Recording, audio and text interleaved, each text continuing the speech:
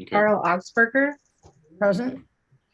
Marshall Belleville, Stuart Burlacher, Present. Jackson Bird, Present. Alex Julius, Bridget McGill, Michael Stevenson, Present. Kevin Sanderson. Here. We do have a quorum.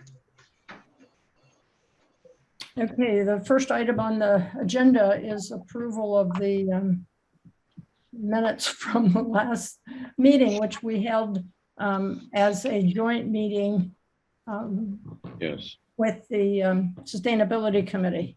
Scott Test gave us a really good report on what they were doing. That's about all it says. Does anybody have any additions or comments to make? Would someone like to move that we pass this, approve these minutes? I did want to make a clarification. I remembered we talked about the qualifications for Tree City USA at that special joint meeting, and for the life of me, I couldn't remember what the award program was, where the points were. And Kevin had talked about that this study that was being done, the sustainability study, would be eligible for points, and that after we hung up and got off the meeting, I remembered it was the Growth Award through the Tree City USA program. So what Kevin was talking about with the points and everything is the Growth Award through the Tree City USA program. So I just wanted to make that clarification. Like you said, Carol, it's not in the minutes or anything, but I just wanted to throw that out. Mm-hmm. Got that, Kevin? Yes. Yep. Okay. May we have a motion, please? I so move. I'll move. I'll second. If you can say your names, because we don't. Okay. Michael Stevenson moves. We approve the minutes. Second? Jackson second. Okay. All those in favor? Aye. Aye. Aye. We'll have to do a roll call for that. Okay, roll call. Carol Augsburger, Approve. Stuart Burlacher, Approve. Jackson Bird, Approve. Michael Stevenson. Approve. Thank you. Okay, the minutes from September 14th, 2021 are approved. The next item is public input. There is none for the meeting. Am I correct, Kevin? Nobody had attended, I know of. Yeah. Okay, under new business, the first item A is approval of the 2022 meeting dates. And my question is why June is not listed? Just before we get started, Carol, I'd like to, one quick announcement before we get into the new business. Marshall Belleville emailed me, and he is putting in his resignation, just so for its record. We will be looking for a new new commission member for our next coming year of meetings. Well, we would like to offer our thanks to him for his service. He's been with us quite a while. Yes. Yes. It's disappointing. Yeah, it was kind of sad to see it, but he emailed me yesterday morning. Uh-huh. Okay. Is there anybody that you have in the wing from when you were looking for Alexander? I'd have to look back at our applicants. I know we had a couple others, so we'll have to, the mayor will review them and then pass them to me, and then I'll review them and recommendation to her and for her appointment. Yeah, it'd be really nice if we could get that in place by March. We had quite a lag in the last time. Right, so then if you want to start a new business, we could do that then. okay. So my question is why there's not a June 2nd meeting? Don't we meet in June normally, four times a year? What I found out, we looked back at our commission bylaws. It only calls for 3 meetings. Oh, Somehow the June meeting got pulled in back when there was a special meeting. I think when Mike had his special meeting, uh-huh. I think that got pulled in for the 4th meeting. So we just put it out there. We go back to our regular 3 meetings per year, but it's open to a 4th meeting, I believe. If you guys would like for that, we can still do that. Well, June seems like the obvious one to kind of drop when people are kind of moving around. Right. more. That's what we looked at. We thought March was going into spring, September was kind of the end of fall, and December was the month beginning for the next year. So that's kind of, we kept them 3 dates. Mhm. And we can always call an extra meeting if we need one, right? Yes. We'd have to call a special meeting, yeah. Right. Okay, thank you for that. Any more discussion on that item? Floor is open for an approval. Motion. I move. Michael Stevenson moves. Oh. Michael Stevenson first, second. I second. Stuart Burlocker. Stuart, second. All those in favor, or no, we have to have a roll call on that? Yes. Carol Osberger, I approve. Stuart Burlocker, I approve. Jackson Bird, I approve. Michael Stevenson. I approve. All right, thank you.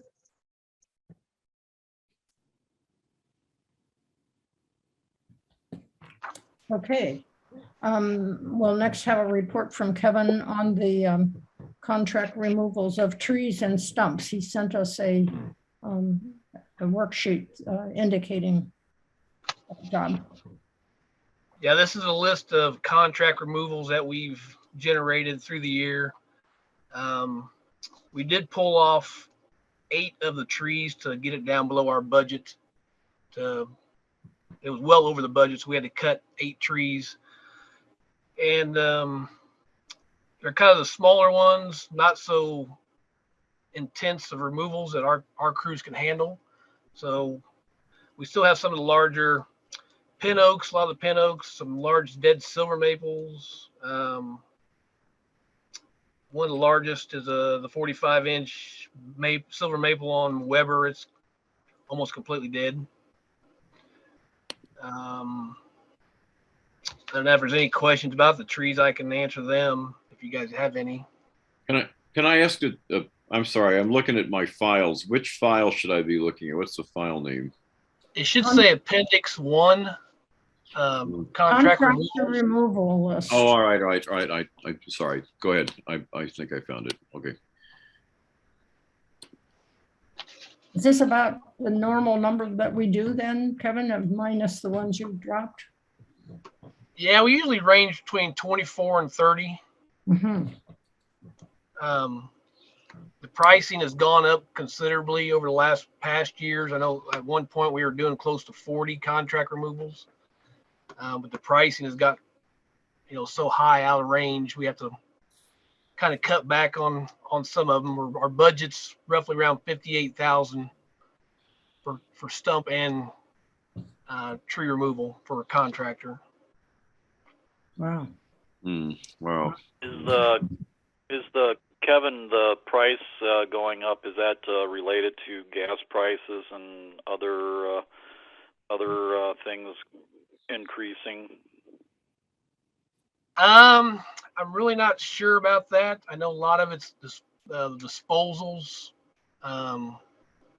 This last contractor was concerned about the disposal chips and the bulk wood. Gas price, I'm sure, has its effect on it. Are we donating the trunks to the landscape architecture group? In the past, we've used the U of I sawmill. We've donated lumber to them. Yeah. Lowell Miller. I usually give him a list. If there's anyone interested, if he's interested in them trees, we'll work on, logging it out for him. Mm-hmm. As of now, seems to have plenty of oak. There's any other trees on here that I think he was interested in.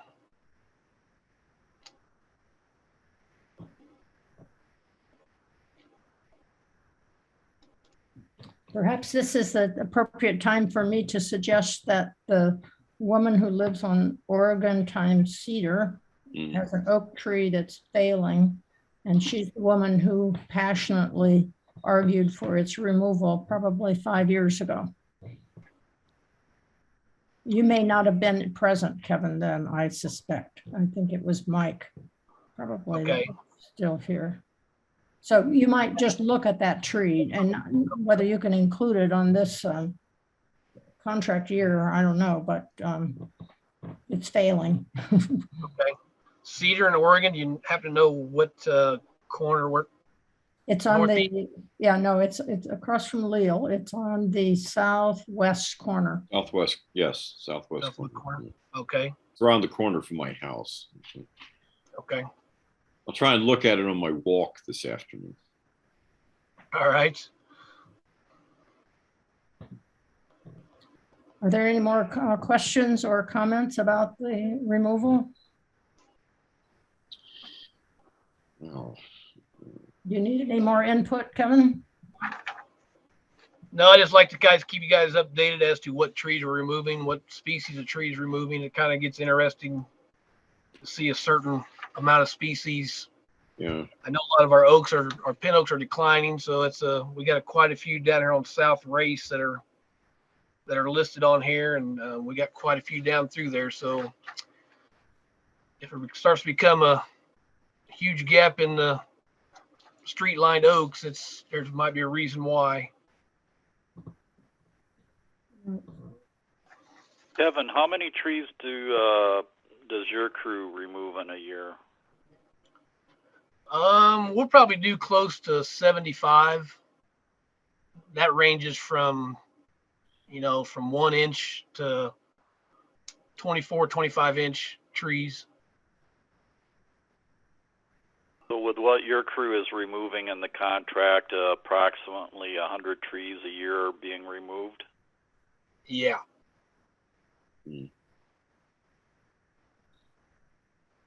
Well, then the obvious question is, what's the replacement?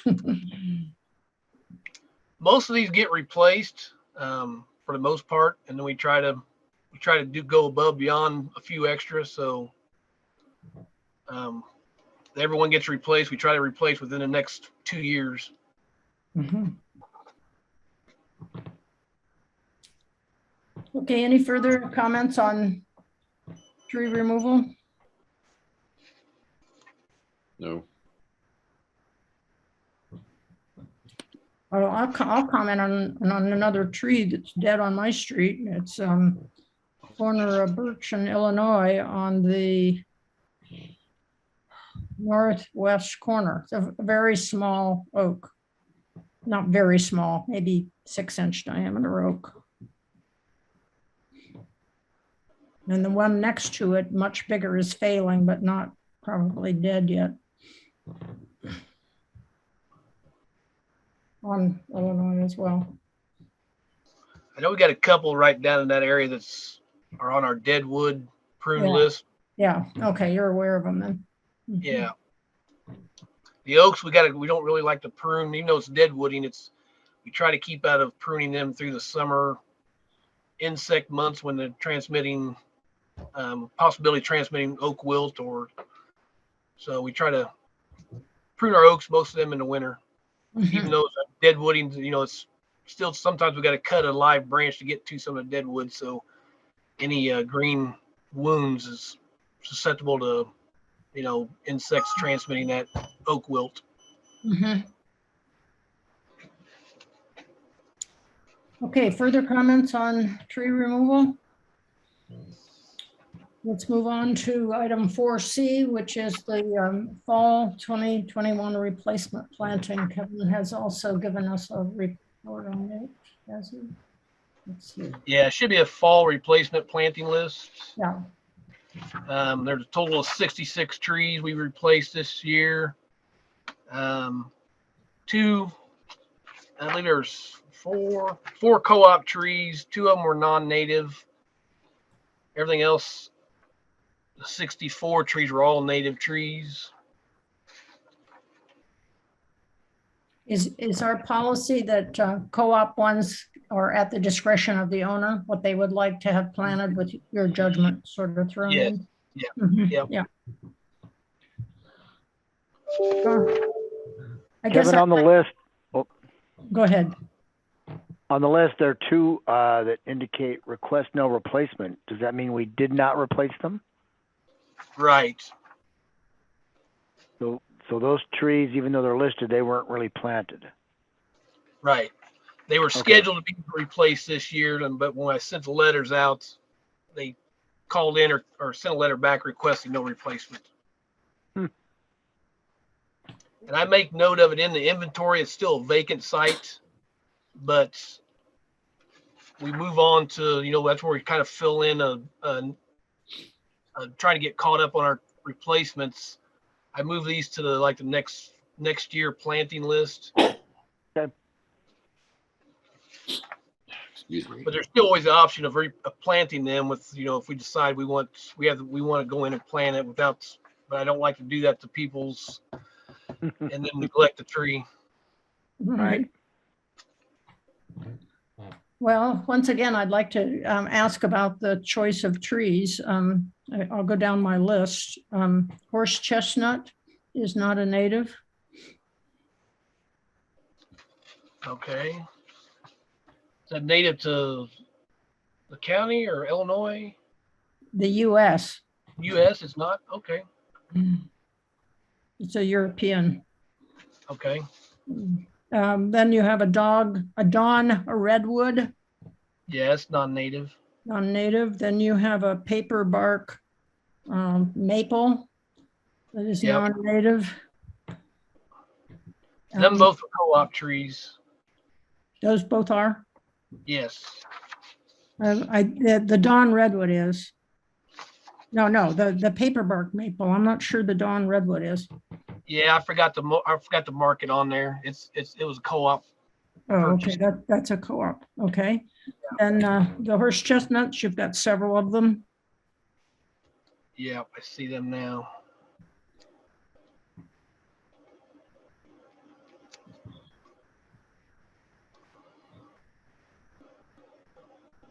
And then I guess these are sort of questionable in terms of their range, and I'd just like you to comment on that. One is the yellow buckeye.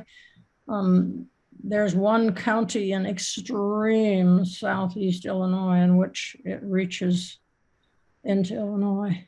Do you have any experience with this tree? No, I looked through the Morton Arboretum and they listed as a Illinois native. Yeah, in one county. Yeah. And then the other one that's like that is the cucumber magnolia. It also is in one county in the very southwest corner of Illinois. It's in the I know Pine Hills, right? Pardon me? I think it's in the Pine Hills. Is there? Yeah, the Arkansas area.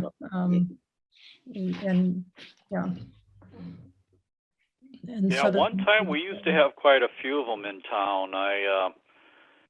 Right over on Iowa, close to Iowa and Lincoln, where that apartment complex, there used to be a big one there. I remember we ended up removing it because the apartment complex damaged it from construction. Yeah, there are several around town. I've seen as well. Right. Anyways, is it too late to request a change on these? Especially, I guess, the horse chestnut would be the obvious outlier. Yeah, these have all been planted. Oh, they have I've said- all been planted. Uh-huh. Yeah, they've been planted. And I where had do you? I'll have to make notes to take it off my pick list, I guess. I'd like to make a point. I think, haven't we decided we want to try to take climate change into account a bit and plant more southerly, more Right, kinds right. of species? Because those, if the models are correct, they would be able to do better here in the future. Right, Those- that's those why I southern wasn't, the yellow buckeye and the cucumber magnolia would fit into that category. And Right, I thought, well, maybe that's an appropriate thing to be doing. right. So the really, the only outlier is the horse chestnut. Okay.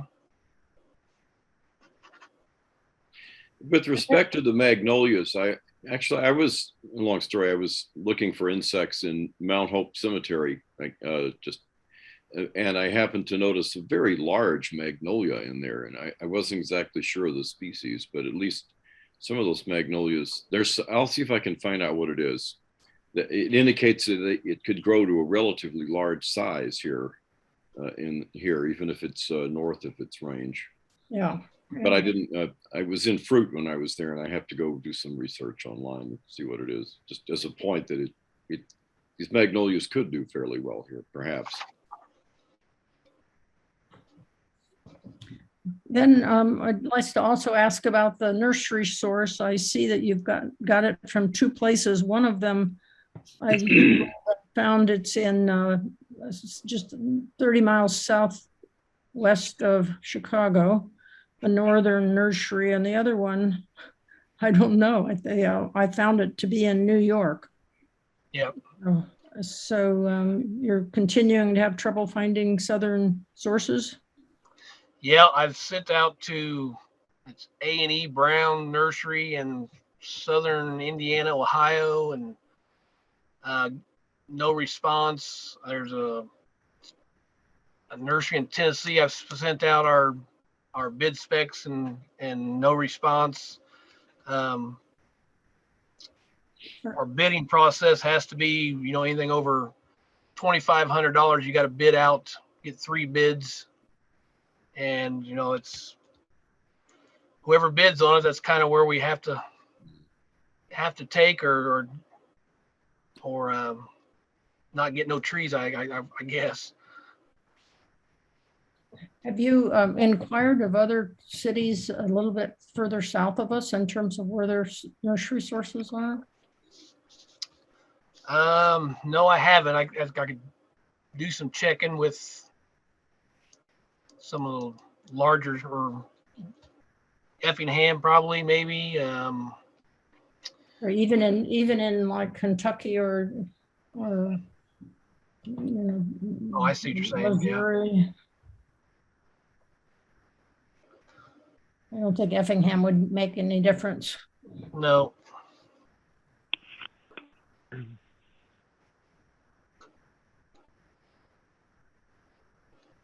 I could try to reach out to some cities down that way and see if they got suggested nurseries. Mm-hmm. Well, I appreciate the effort you're making, and it must be frustrating to get responses when you try. Kevin, does the size of our order have any impact on whether they respond to you or not? Not usually. I've had some nurseries that'll bid just on trees and willing to send us 8 trees. Okay.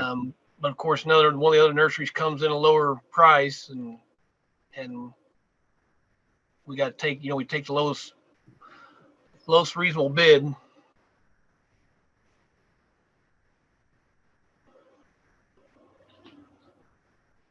Kevin, I'm gonna.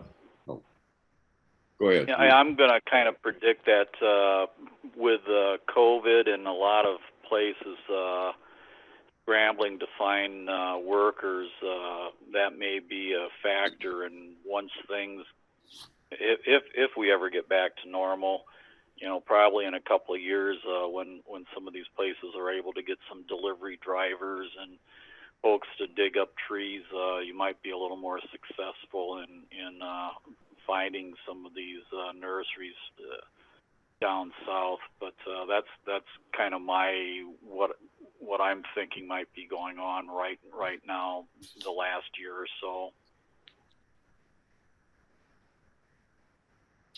Yeah, I had one nursery had to pull their order because they couldn't get the freight trucking. So, but they were out of Ohio, so and it was one of the smaller orders, but yet they just couldn't get enough. They couldn't tie it into another load to get it out here. I had one question about southern trees. I was just trying to think for a minute about what maybe we're not looking at. Is there any interest in planting American holly? I mean, I'm not positive whether it occurs in southern Illinois naturally, but there's a lot of them in Carbondale that seem to thrive. And there's some in town scattered around. They don't get very large here, but it's a native, kind of an interesting native, and I didn't see it on any of our lists. Just a thought. I can look at some of them. We got to be careful with the right of way of visibility. If Right, it's- because they're evergreen, yeah. Yeah. Okay.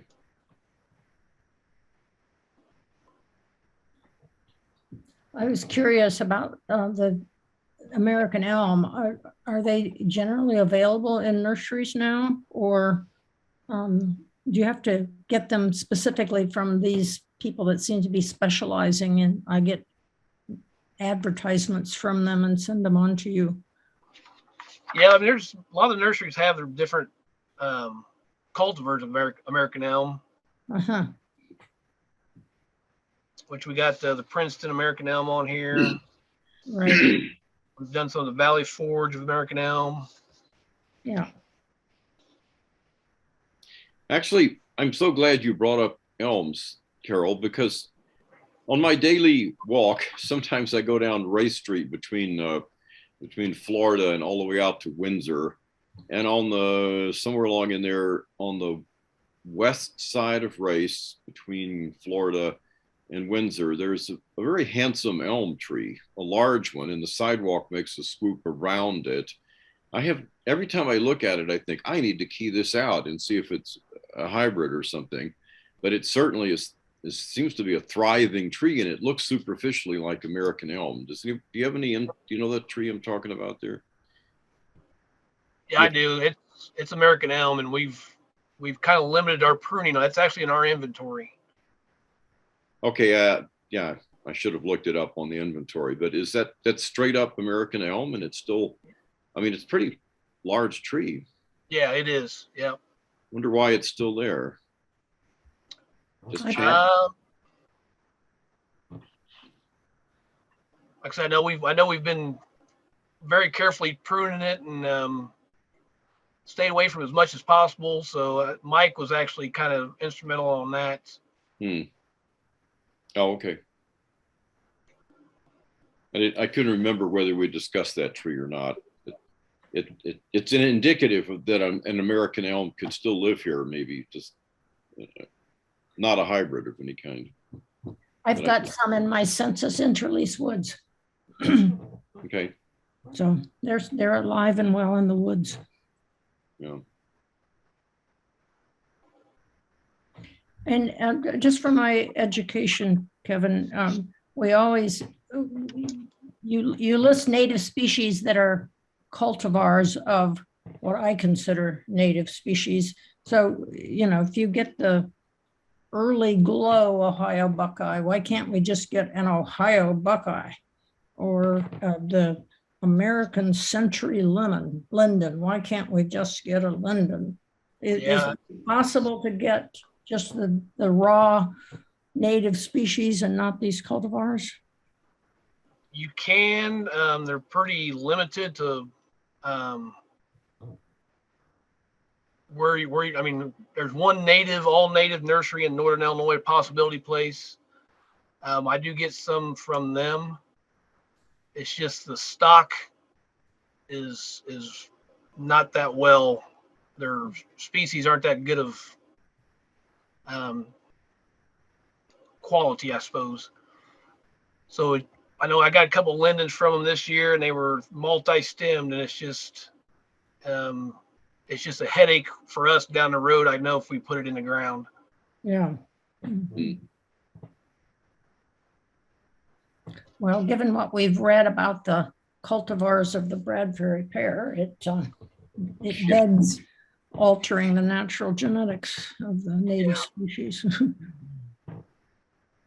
Okay, are there other questions or comments about replacement? Okay, I think we can move on. To the lumpkin planting. Yes, you may, there's another, no, there's no. Yes, There's a there large- is. There's Yeah, a there's spreadsheet on this as well with the addresses where they are. You want to comment on that, Kevin, please? We ended up planting probably 71 trees. Probably 55 of them are going to go towards the lumpkin, but the other 25 will probably come from the donation we received. The areas are listed.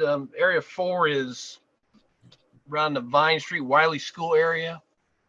That was a EJ zone listed, CDTA listed from Scott's study. And then area 9 is north of University, west of Lincoln. Again, that was the EJ zone 1s or in the CDTA zones that we picked out, vacant sites.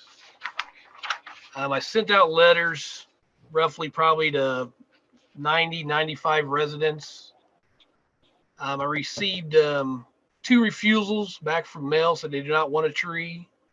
I've got 10 responses for residents that wanted a tree.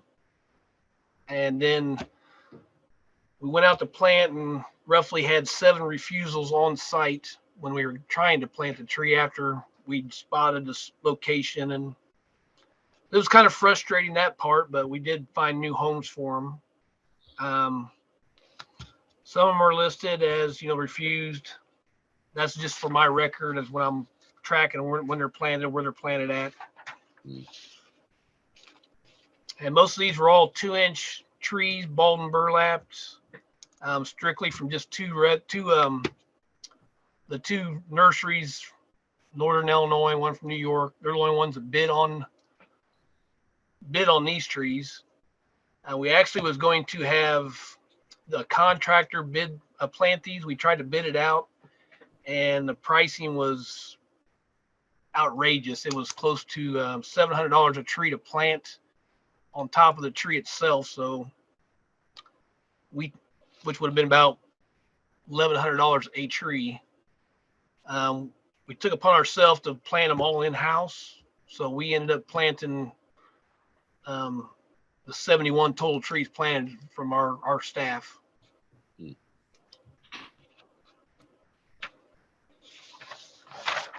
Well, thanks for taking on that extra load. Yes. I'm glad we're moving forward with it. I did have a question just on the spreadsheet because the far right columns M and N have the zones, the environmental justice zone and the CDTA zone, both are listed as 1s all the way through. And you're calling them different numbers now. You're calling them 4 and something else. Column A, Carol. Yeah. Pardon me? Column A. The Column 4s and the A. 9s. Column A. That's how we break down our residential areas in the residential 4, residential 9. That's how our cities broke up in public works. Oh, so those are your numbers that doesn't have anything to do with the environmental justice zones and things like that. No, I That see. just- Okay. that's just the environmental justice zones overlaps. These numbers, these residential area numbers are You're our right. residential numbers for them. Okay, that helps. Thank you. And then there's another year of lumpkin planting coming up. Is that the idea? No, the total lumpkin will be Is planted done? this fall. Yep. And we broke it down kind of off of the surface temperature. You see that column. Yeah. That's how we picked the vacant sites. So we kind of went from the hottest to the highest, like there's an 84 degree average degree. And we went from the highest down to the lowest for the vacant sites till we got all our sites filled with the lumpkin plantings. Mhm. Kevin, why are some of the trees have a blank date for the mulched column? They got missed when they were planting. So that's why I like to track as I send the sheets out, they bring them back, planted, mulched, watered. I can keep track, and these are the few that's got to get missed, and we'll have to go back and make sure we mulch them before the snow Okay. flies. Thank you.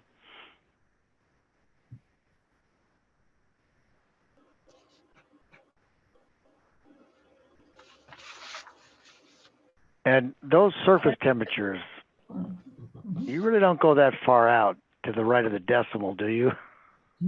That's just what Davy put in on. That's how far they went out, I suppose. Okay. Yeah, but I right. kind of basically just the 81, 82. Yeah, exactly. Okay, thank you.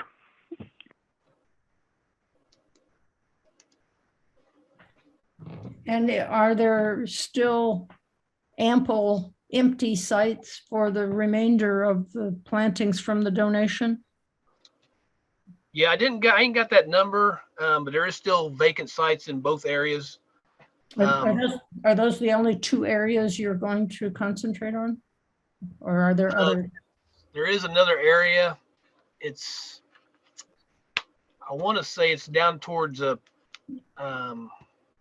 Thomas Paine and the one on East Washington area, right out in there.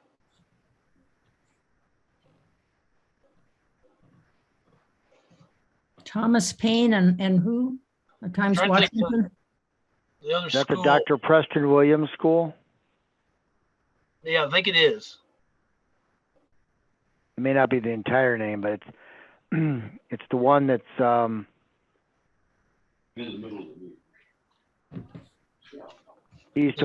east of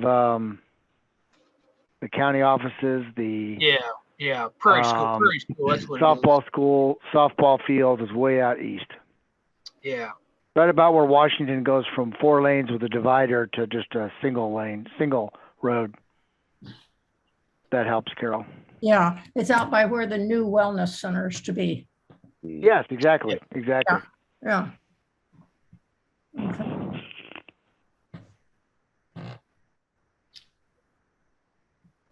So is Scott pleased with this effort? Have you talked with him? Yeah, we met Monday, and I got to put this report together for him for the Lumpkin reports for trees planted.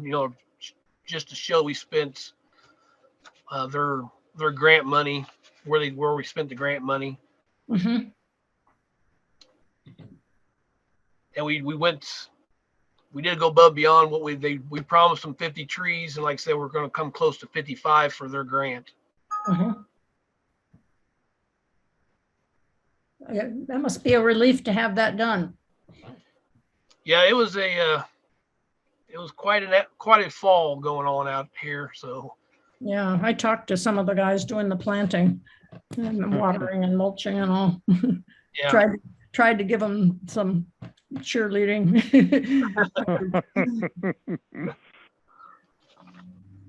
Okay, any comments or other questions about the Lumpkin planning?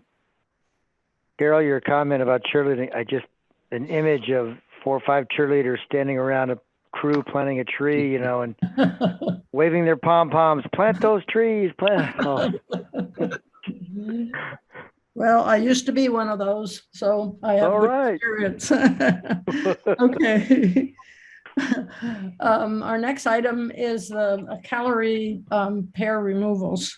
And he's provided us with an article indicating its increased invasion inclination with new hybrids as more cultivars are introduced and they're cross-pollinating, now causing them to bear fruit and hence getting invasion. So we need an update on what's going on for us.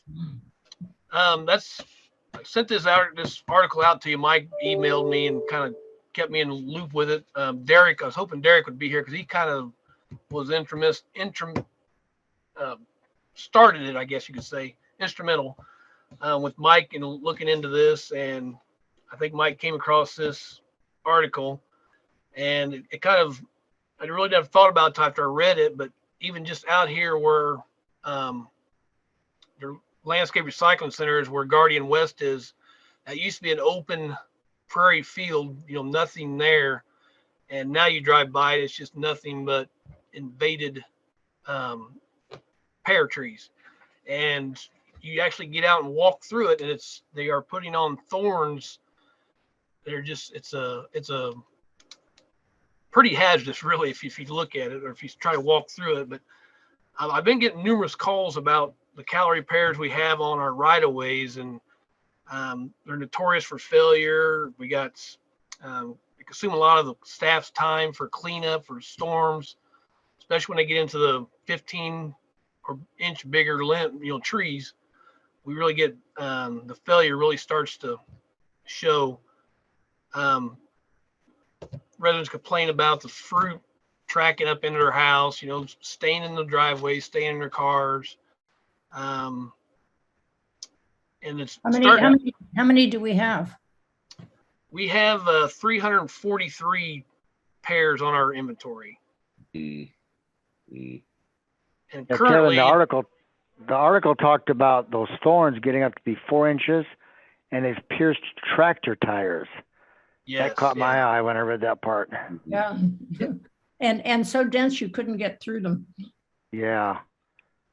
And I just noticed it today, and I can't remember where it was, but there's another grassy area, some open area I could just see the pears starting to grow. They're about 2 foot, 3 foot tall now.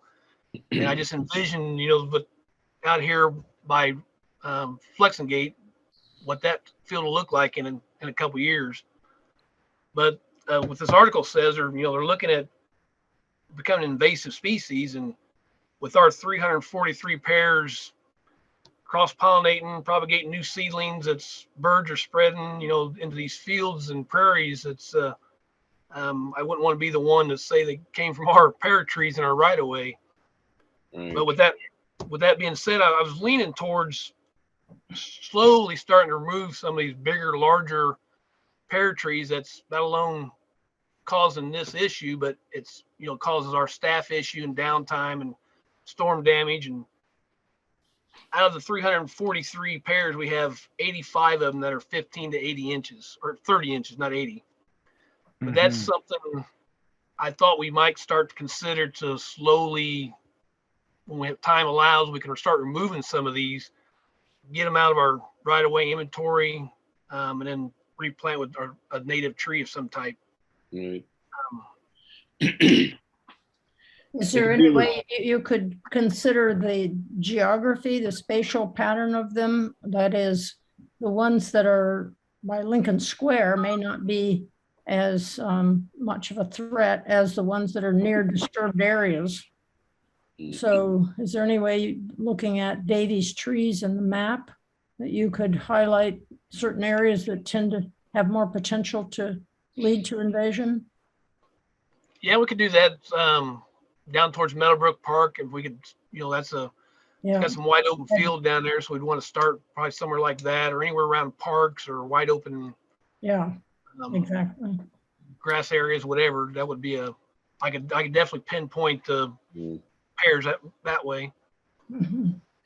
They definitely, in my in my drivings around to look for the remnants of the big grove, I poke around in a lot of places. Now that I think about it, gosh, they're everywhere. They're north of town in the old Big Grove area, like on the banks of the Salt Fork, where it's been ditched and there's a rise there, a hill. God, there's gazillions of them scattered through there. Some of those places would be really hard to cut out, to get access to somehow. Well, I agree. We can certainly do something with the ones we have in town. That's a start, to try to reduce their numbers. We could maybe replace them with some native rosaceous thing that has flowers that perhaps smell better and look better. Kevin, we wouldn't have access or have responsibility for the ones that are outside of our planting zones, right? So Yeah, no. like the ones out at near the recycling center, who would be responsible for that land? That's actually Flex and Gates property. Uh-huh. Hmm. And even like they're actually starting to get into the state clover leaf there, or Yeah. Yeah. they're starting to pop up in there, which the state mows that, so that kind of keeps them knocked down. Mm-hmm.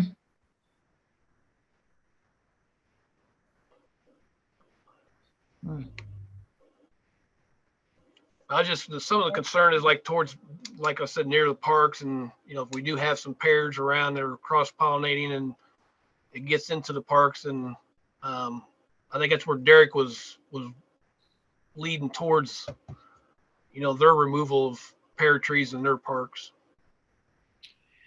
I can volunteer as the entomologist of the group to do a little literature research to see if there's anything that actually eats the seeds, if there's any thought out there anywhere about biocontrol, because that's the only way to, well, some sort of manipulation like that is the only way to get rid of stuff that's in inaccessible places that are going to keep providing more material for, for spread elsewhere. Not sure I'll find anything, but I'll take a look.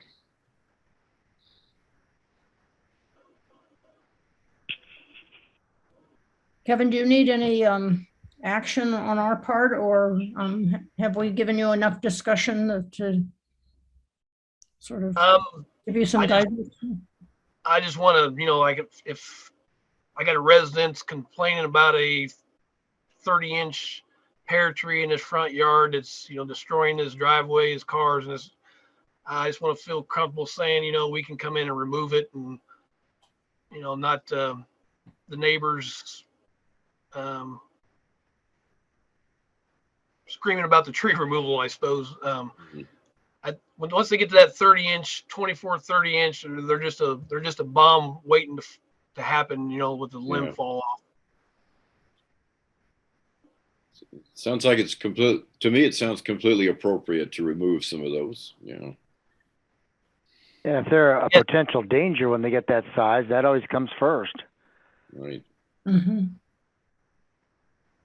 I think a lot of times we try to repair the tree, try to take some weight off just to preserve the tree, but at a certain point, it's already lost a third of its canopy. At that point, it's almost a removal, anyways. Hmm. I think that makes sense, because then you can maintain the aging of the tree population there and start replacing those sooner. Hmm.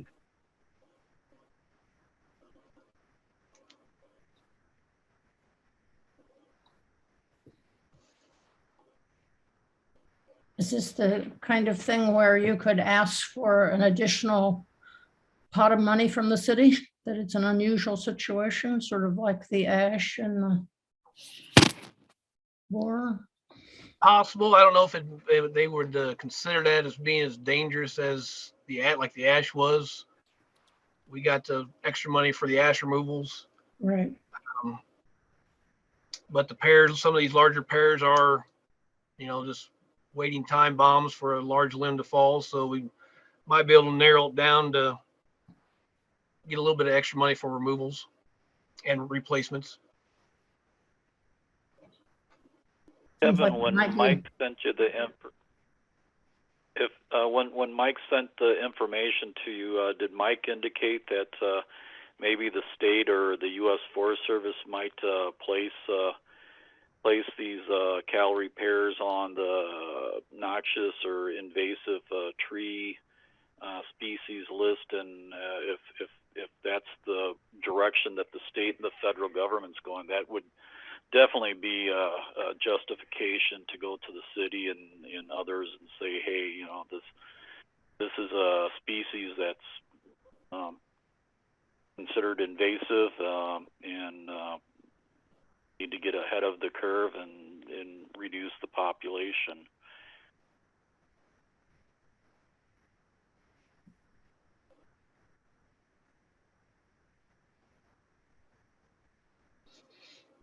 Yeah, I think that's where Mike was heading towards. Like I said, I don't think it's in the talks of being considered invasive, but I don't think it's nothing in writing yet.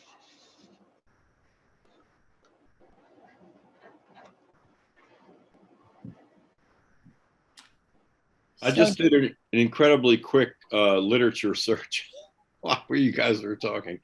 I found a undergraduate master's thesis on Orthoptera, grasshoppers and the like, and biomass, which suggested that calorie pairs grow faster when there's more grasshoppers. I'll look into that. It's just Oh God. there is some literature. It doesn't appear to be a whole lot so far. Anyway, go ahead. Any further comments on the calorie pairs?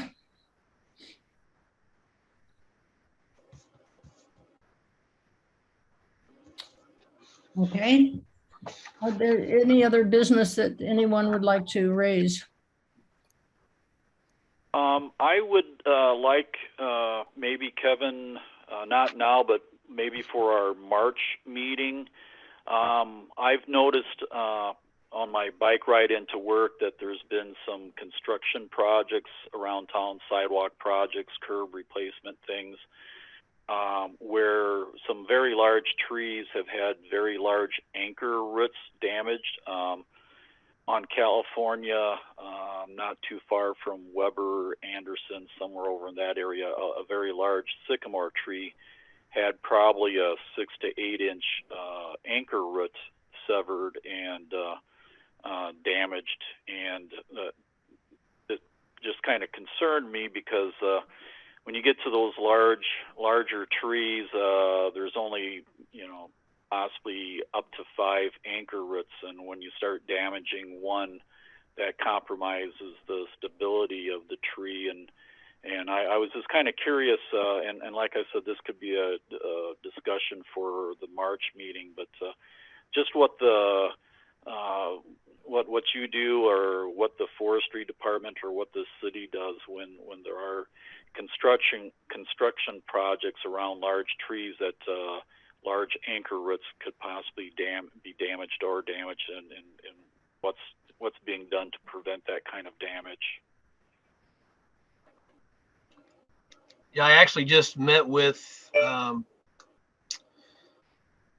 Cross Construction yesterday. They're working on a water main from Pennsylvania to Indiana, and the resident called and concerned about probably a 54-inch hackberry they were going to be digging within 3 foot of the roots, and which I could see her concern. It's close to 125 foot tall hackberry, and they're cutting structural roots on the street side, and we kind of put a stop to that, and we got them talked into actually boring underneath down 6 foot below the structural roots. So that was a resident's concern, and got a hold of us in time before they started digging. I'm kind of curious as to if the city engineering department approves these types of projects, and if there is a process that they could involve you beforehand, before like you say, a resident calls and complains, and if there's any way that these projects occur, if you're notified beforehand, so you could sit down and talk and visit with the contractors and those involved to explain about the structural roots, and I mean that's great that they're going to do some boring. That's going to be awesome that they're willing to do that. But so many times that it seems like the contractors come in and do their thing, and then you end up with problems with the tree later on. Yeah, sort of like the Green Street removal, where Mike was, and then you were very involved in that operation.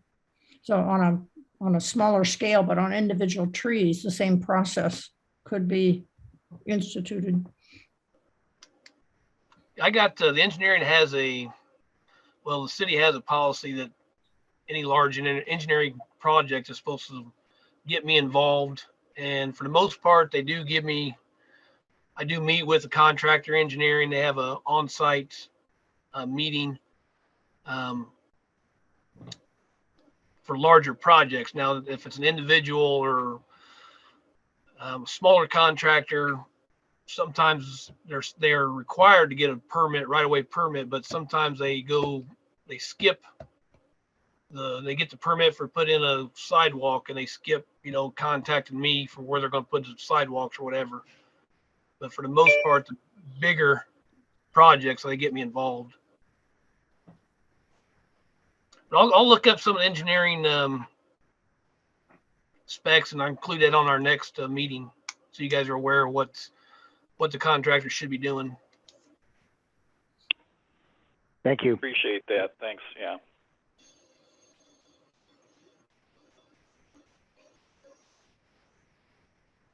Okay, any other further ideas or things to discuss from the members? Then I'll entertain a motion that we adjourn.